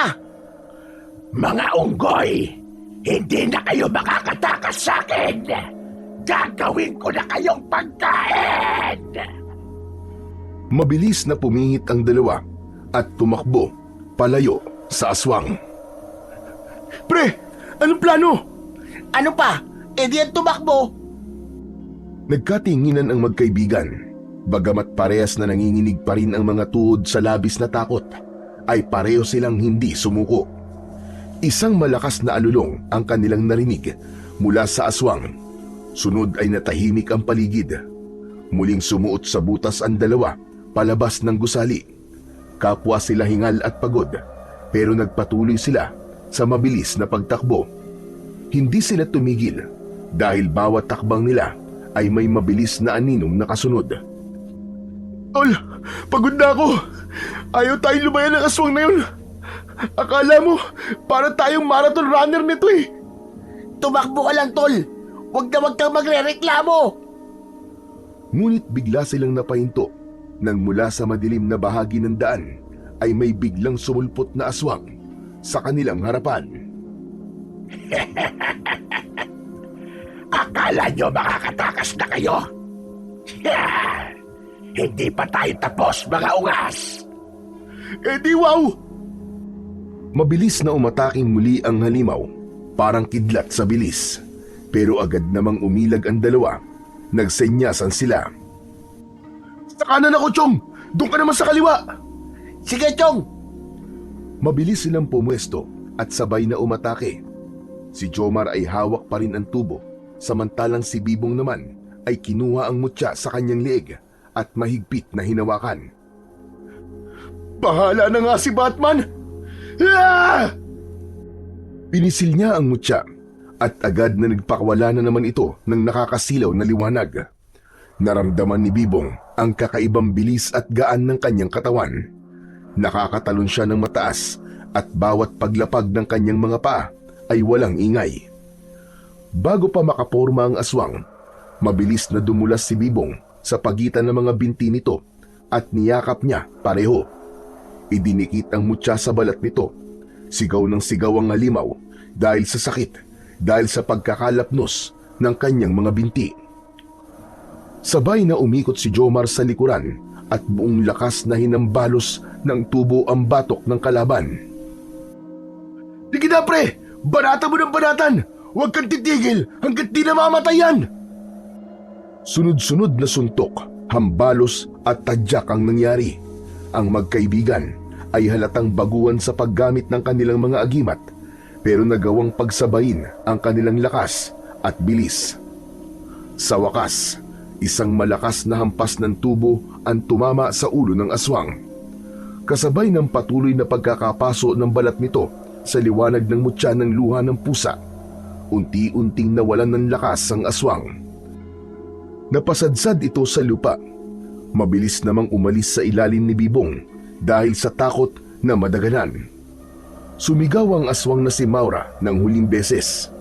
Isang malakas na alulong ang kanyang pinakawalan hanggang sa unti-unting nawala at naging abo sa hangin. Tahimik na ulit. Nagkatinginan ang dalawa, parehong halos mahimatay sa labis na tuwa. Pre, ang galing! Buhay pa tayo! Ayos! Mabuti na lang talaga. Magaling ka sa katawan, Chong. Ay, grabe! Nagawa talaga natin! Natalo natin yung aswang, Chong! Ang galing natin! Nag-apir ang dalawa. Tawa sila ng tawa. Ilang segundo silang tumahimik. Parang ninanamnam ang kanilang tagumpay laban sa aswang. At napaupo sila sandali at nagpahinga. Siya nga pala, pre. Salamat Kung di mo ko binalikan, baka wala na ako ngayon. Kasi di ko naman kakayanin na mag-isa ang aswang na yun eh. Ang lupit niya. Walang patawad. Tapos yung siraulong Romulo na yun, iniwan pa ako. Napakaduwag. Ano ba talaga nangyari sa inyong dalawa? Kasi, nung una naming nakita yung matanda, sabay kaming lumapit para kausapin sana. Kaso, nakita niyang nagbagong anyo. Ayun, nagpanik. Iniwan ako. Tinakbuhan. Walang lingon-lingon. Walang iya talaga. Pambihira talaga yung taong yun, no? Akala ko naman, siya ang pinakamatapang sa atin. Siya naman pala ang totoong duwag. Ayun nga umuwi na. Pinaandar na kagad yung tricycle. Iniwan na talaga tayo ng hayop na yun. Umanda siya sa akin. Mabuti ka pa, Chong. Alam mo, kahit medyo sablay ka minsan, totoo kang kaibigan eh. Loko ka. Kailan naman ako naging sablay, ha? Pero Chong, salamat din, ha. Tinulungan mo din naman akong kalabanin yung pangit na halimaw na yun eh. Kaya yung tagumpay na yun, Chong, sa ating dalawa yun. Para sa ating mag-best friend na walang sukuan, walang iwanan. Nagyakap ang dalawa. Sandaling katahimikan, pero biglang dumilim ang paligid. Napatingin sa buwan si Bibong at nakita niyang tumakip ang itim na ulap sa buwan. Umihip din ang malamig na hangin na nagpatindig ng kanilang mga balahibo. Pre, mabuti pa talaga. Kinakabahan na naman ako eh. Parang may masamang mangyayari. Agad silang tumayo, pero napansin din ni Jomar ang mutya sa kamay ni Bibong. May usok na kulay abo. Umiikot-ikot ito sa palad ni Bibong, paakyat sa braso. Pre, yung mutya mo. Ano nangyayari? Ha? Ano to? Tinignan niya ang mutya. Napanganga siya nang makitang may usok nang lumalabas dito.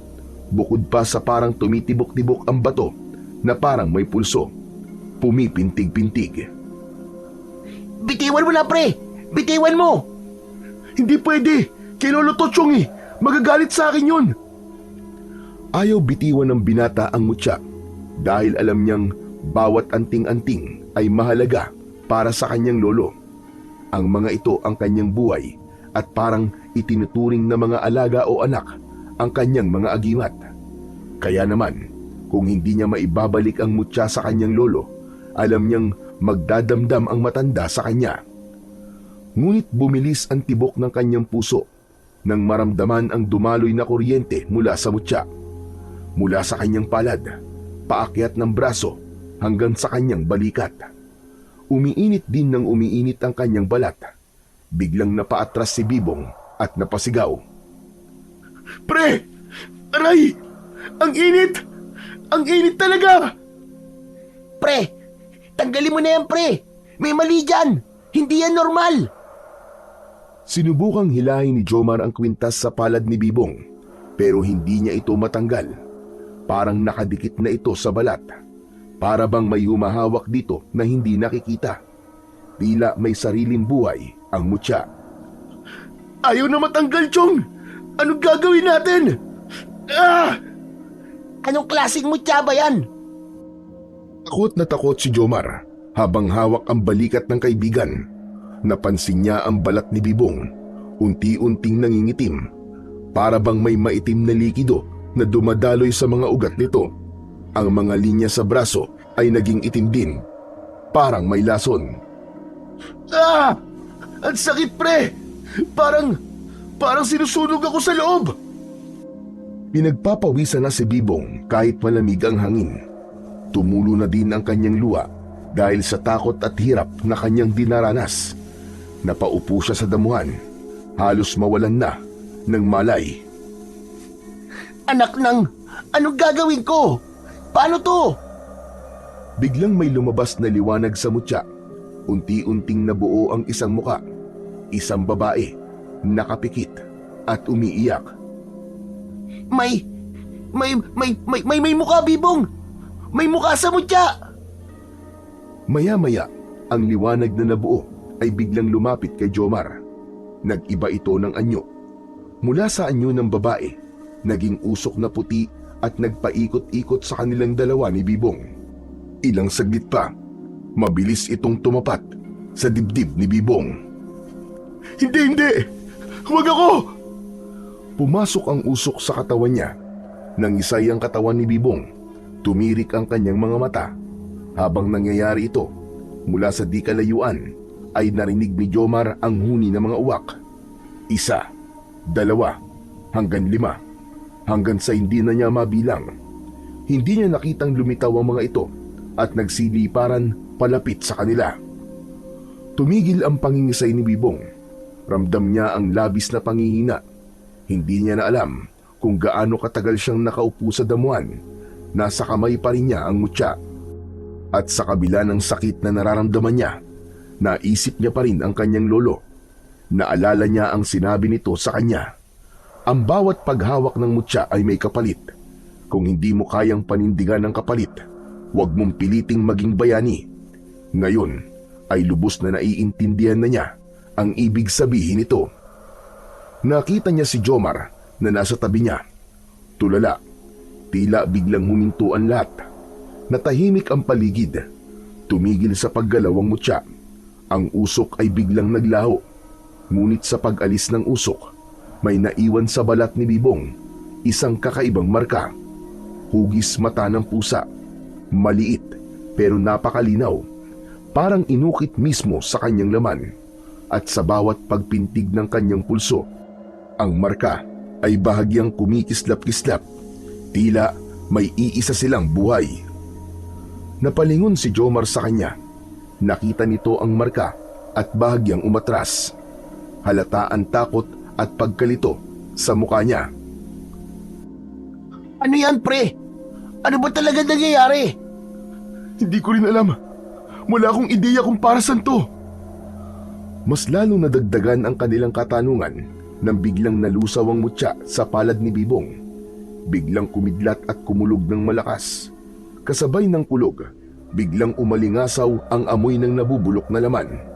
Ang mga uwak na lumilipad sa itaas nila, bumaba sa harap nila. Iba na ang kanilang anyo. Parang tao, pero baluktot ang mga katawan.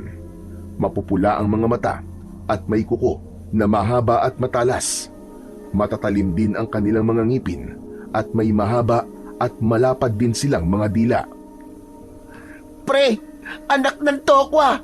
Mga aswang! Anong gagawin natin? Hindi ko rin alam, pre. Wala na akong mutya. Kaya, takbo na! Ngunit hindi sila nakatakbo.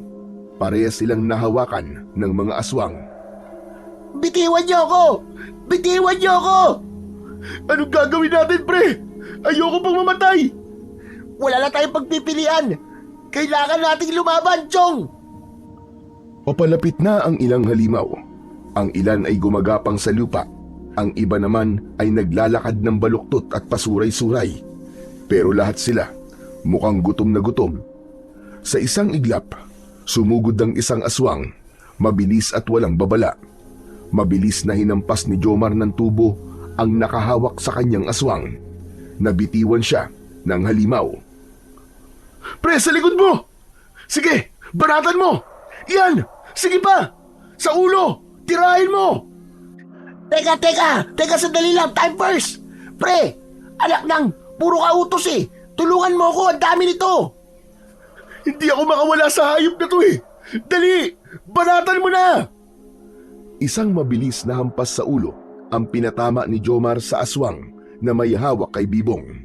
Nabali ang leeg ng aswang at tumilapo nito sa lupa. Galit na galit ang kasamahan nitong mga aswang.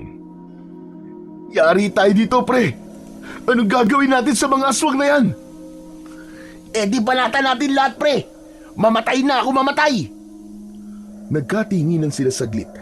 Parehong pagod, parehong takot, pero parehong buo ang loob. Pumwesto ang dalawa paharap sa mga kalaban nilang aswang. Hindi na nila mabilang kung ilan pa ang kanilang kalaban. Muli, mahigpit na hinawakan ni Jomar ang tubo at itinaas sa ere, habang si Bibong naman ay naghahanap ng kahit na anong bagay na pwede niyang gamitin para maipagtanggol ang kanyang sarili. pre. Wala nang atrasan to. Laban na! Ngunit hindi sumagot si Bibong. Tumangulang ito at sabay silang sumugod. Nagsimula na ulit ang kanilang laban. Si Jomar, pinaghahampas niya ang mga sumasalubong na aswang. Samantala si Bibong, naghagis ng mga bato, sanga at nagsisisigaw ng kung ano-ano para lituhin ang mga aswang. Sa bawat pagsigaw niya, kahit papano'y napapatalon ng ilan sa mga kalaban. Pero alam nilang hindi sapat yon. Hindi sapat ang lakas nila para sa napakaraming kalaban. Nasusugatan nila ang mga halimaw, pero kapalit nun, nakakatanggap din sila ng mga galos, kagat at kalmot. Sa gitna ng gulo, biglang may kakaibang nangyari. Ang marka sa kamay ni Bibong ay biglang nagliwanag. Napalingon naman si Jomar. Parehas silang nagulat.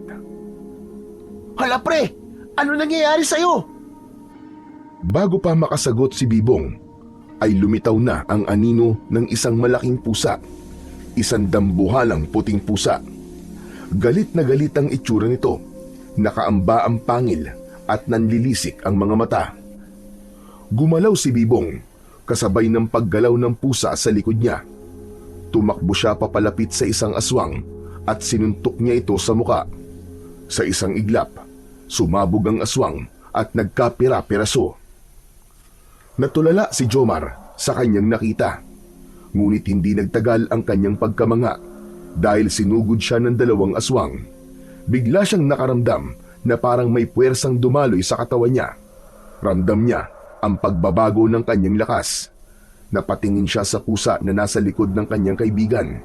Naramdaman niya ang enerhiya ng pusang anino ay hindi lang kay Bibong. Dumadaloy din ito sa kanya. Naging mas mabilis ang kanyang kilos. Nakatama siya ng isang solidong hampas sa ulo ng isang aswang. Halos gumulong ito sa lupa bago tuluyang namatay. Samantala si Bibong naman ay nakarinig ng isang tinig. Parang may bumubulong sa kanyang tenga. Sinasabi nitong gamitin niya ang liwanag. Napakurap siya. Biglang nag-iba ang kanyang paningin. Naging mas malinaw ang lahat. Sa katawan ng bawat aswang, nakita niyang may mga suot silang parang mga kwintas. Hindi ordinaryong kwintas ang mga yon. Ang bawat piraso ay may nakasabit na mutya. Kulay abo, parang pinaghalong bato at buto, at animoy buhay na kumikislap sa ilalim ng kadiliman. Hindi basta aksesorya ang mga yon. Alam niya, nararamdaman niya, na yun ang nagpapalakas sa mga kalaban. Yun ang dahilan kung bakit matitibay at mababangis ang mga aswang na kanilang kaharap. Pre, yung mga kwintas nila, may mutya din sila. Doon galing ang lakas nila. Oh, anong gagawin natin? Hindi na sumagot si Bibong. Kumilos siya, gamit ang bagong lakas na dumadaloy sa kanya. Mabilis niyang inatake ang isang aswang. Sinadya niyang puntiryahin ng kwintas. Sa isang galaw ng kamay, tinamaan niya ang mutya gamit ang isang bato. Nabasag ang kwintas. Kasabay nun, nagsisisigaw sa sakit ang aswang. Nagliyab ang katawan at naging abo pagkalipas lamang ng ilang segundo. O ano, Chong? Nakita mo yon? Sa kwintas, Chong! Basagin natin ang mga kwintas! Agad na naunawaan ni Jomar ang sinabi ni Bibong. Mas naging sistematiko ang kanilang galaw. Hindi na basta suntok o hampas lang. Pinuntirya nila ang mga kwintas ng bawat aswang. Isa-isang bumabagsak ang mga kalaban. Isa-isang nagiging alikabok ang dating malalakas at nakakatakot na nilalang. Hanggang sa huli, wala nang natirang halimaw. Ang paligid ay napuno na lamang ng usok, alikabok at amoy na sunog na laman. Tumayo si Bibong at Jomar. Humarap silang dalawa sa dambuhalang pusa. Dahan-dahang kumilos ang pusa at mas lumapit pa sa kanilang dalawa. Maingat ang galaw nito at mabagal. Tumigil ito. Halos 3 dangkal na lamang ang layo mula sa kanila. Yumuko ito na parang nagpapakita ng respeto. Ang buntot nito ay dahan-dahang pumalo sa lupa. Naramdaman ng dalawa na para itong nagpapaalam sa kanila. biglang lumiwanag ulit ang marka sa braso ni Bibong. Tapos ay may mainit na hangin na tila yumakap sa kanya. Tumingin ang dambuhalang pusa kay Bibong, tapos kay Jomar. Tahimik lang, pero parang may sinasabi ang kanyang mga mata. Nakangiti ito sa kanilang dalawa. Maya-maya pa ay unti-unti itong naging usok. Nagpaikot-ikot ito sa katawan ni Bibong at sa huli, pumasok na sa marka na nasa kanyang braso. Nakita mo yun, pre? Pumasok sa iyo yung pusa. Ibig sabihin, nasa iyo na ang mutya. Oo pre, kitang-kita ko. Di naman ako bulag eh. Oh, ba't naman ganyan ang mukha mo? Hindi ka ba masaya na nakamarka na sa iyo ang mutya?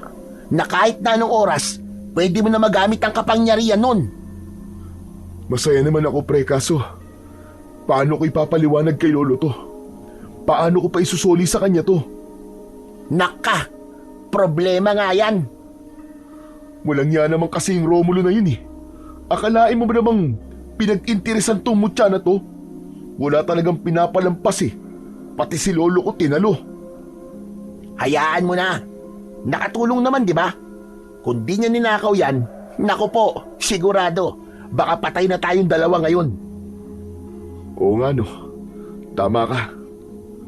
Pero paano nga? Aaminin ko ba kay lolo na tinakasan natin siya para ano? Para magnakaw? Hindi ko kayang sabihin sa kanya yun, Chong. Kasi kahit mukha akong tarantado at pilosopo, kilala ako ni lolo bilang isang mabuting tao. Wala ka nang magagawa, Chong. Kailangan mo na talagang aminin ang lahat sa kanya. Sa palagay mo ba, Chong, yun ang makakabuti? Oo naman, sasamahan kitang sabihin sa kanya. Mabait naman si lolo eh. Maiintindihan ka nun. Lalo pa kung malaman niya na nabingit ka na sa kamatayan at sa tulong niyang mutya, nakaligtas tayong dalawa.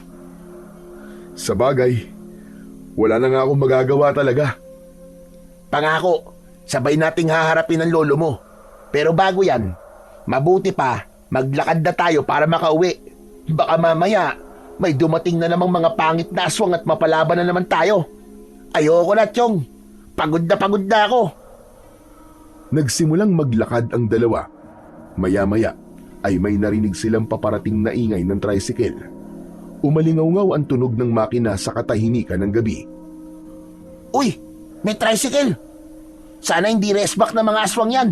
Kasi kung oo, Diyos ko po, tatakbo na talaga ako.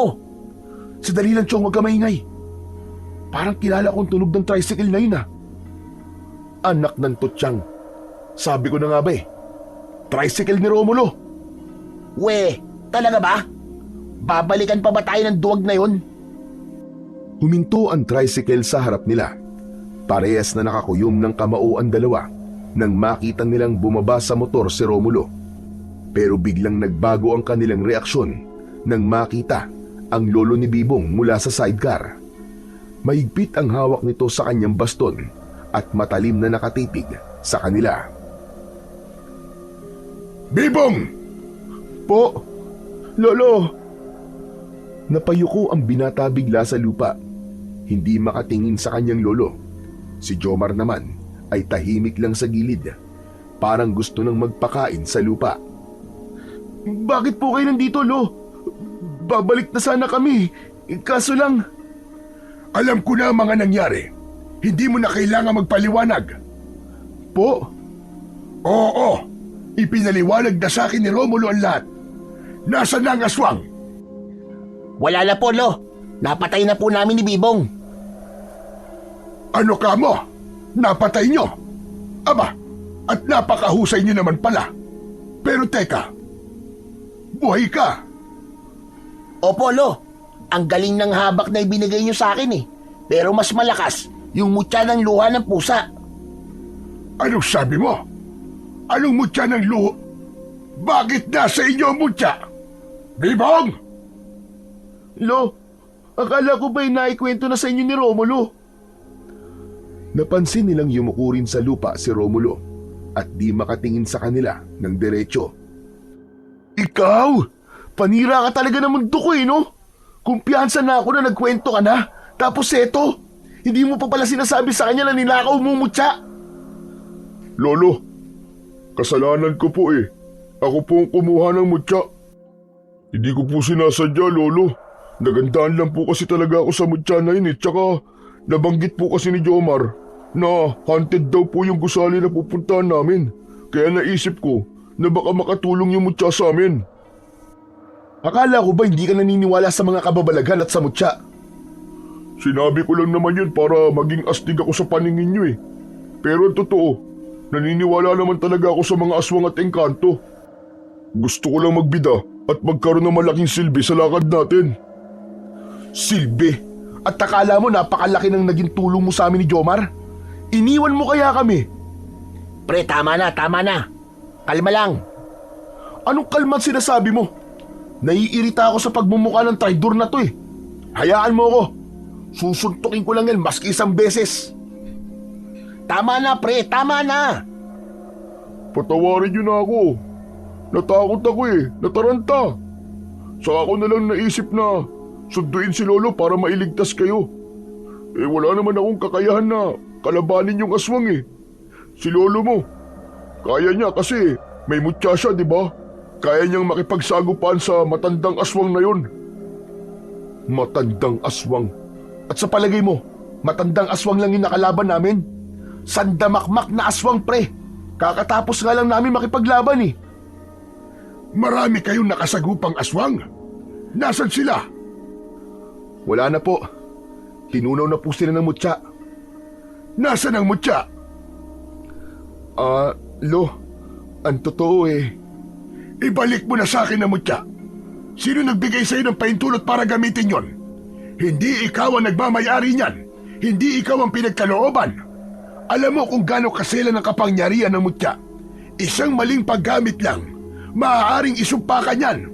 Hindi ba't sinabi ko na to sa noon? Lo, ang totoo po hindi ko na po maisusoli sa inyo eh. Ano ka mo? Abay bakit hindi? Wala na po ang Mutya, Lo. Natunaw po. Tapos, pumasok po sa loob ng katawan ko. Heto po, nag-iwan pa nga po ng palatandaan. Anong pumasok sa'yo? Diyos ko, ibig sabihin, Hindi ko naman po ginusto, Lo eh. Napatitig siya sa braso ng kanyang apo at saka napahinga ng malalim. Tumahimik siya saglit at saka napakamot sa kanyang batok.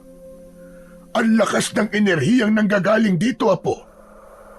Kung sumalib sa iyo ang mutya, ibig sabihin, nakipag-isa na sa iyo ang mutya. Ikaw ang pinili nito. Biglang nagsalubong ang kanilang mga tingin. Tahimik lang si Jomar at Romulo na nakikinig, tila nakikiramdam at matamang nakikinig sa pag-uusap ng maglolo. Kung ganon, ay wala na pala akong magagawa. Kapag pinili ka ng mutya, wala nang sino man ang pwedeng tumutol. Pero apo, sinasabi ko sa iyo, malaking responsibilidad ang nasa iyong kamay. Sana magamit mo ang mutya na yan sa mabuti. At sana magampanan mo ang mga tungkulin mo bilang isang bagong antingero. Ano po, Lo? Antingero na po siya ngayon? Oo, maski naman ikaw, antingero ka rin, hindi ba? Di ba't nakaligtas ka sa tiyak na kamatayan at nagamit mo ng mahusay ang iyong habak? Ibig sabihin nun, nakikiisa na sa inyo ang inyong mga mutya at anting-anting. Teka, ba't sila lang? Eh ako, paano naman ako? Anong ganap ko dito? Ano pa, edi driver, paandarin mo na tong tricycle mo at ihatid mo na kami sa bahay. Teka, hindi pa pwede yun. Lo, bakit ako? Bakit wala akong mutya? Marami ka pang kailangan ipaliwanag sa akin, Romulo. Hindi ka pa absuelto sa ginawa mo dito sa dalawa mong kaibigan. Kailangan mo munang pagbayaran ang mga naging pagkukulang mo. Sorry na nga sa inyong dalawa. Di na mauulit, promise. Tumingin si Bibong kay Jomar, ngunit parehas pa rin hindi sila umiimik. Alam ko naman na sablay talaga yung ginawa ko eh. Pero kasi natakot lang talaga ako eh. Kinapos ako sa tapang para harapin ang aswang na yun.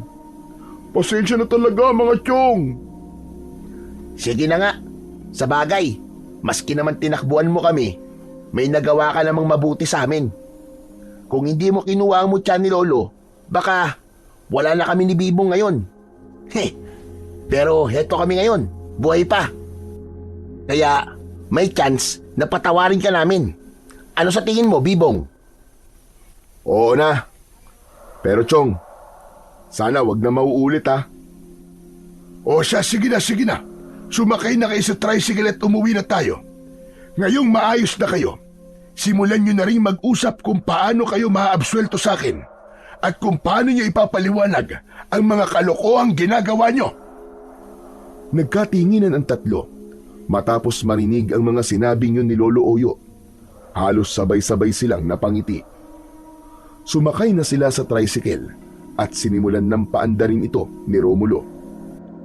Halos mag-uumaga na nang dumating sila sa bahay at dun nga nagsimula ng sermonan sila ni Lolo Oyo. Mga aral sa buhay na kanilang dapat na mapakinggan para hindi sila magtuloy-tuloy sa kanilang mga ginagawang masama. Marami silang napulot na aral, kaya naman ang bawat isa ay nangako na hindi nauulit at susubuking ituwid ang lahat ng kanilang mga pagkakamali. Pagkalipas ng 2 taon, tuluyan nang graduate ang tatlo sa kolehiyo. Lahat sila ay nagsumikap sa pag-aaral. Si Bibong ang mas nagpursigi na maisakatuparan ang kanyang pagiging pulis. Tinulungan siya at sinuportahan ni Lolo Oyo at ng dalawa nitong kaibigan. Nag-review siya ng mabuti para sa exam at sa panahong yun, halos bumigay na ang katawan at isip niya. Ngunit palihim siyang tinutulungan ng mutya. Hindi sa paraang pandaraya, kundi pinapatatag nito ang kanyang loob at pinapatalas ang kanyang isipan. Naipasa niya ang exam at tuluyan na nga siyang naitalaga bilang isang pulis.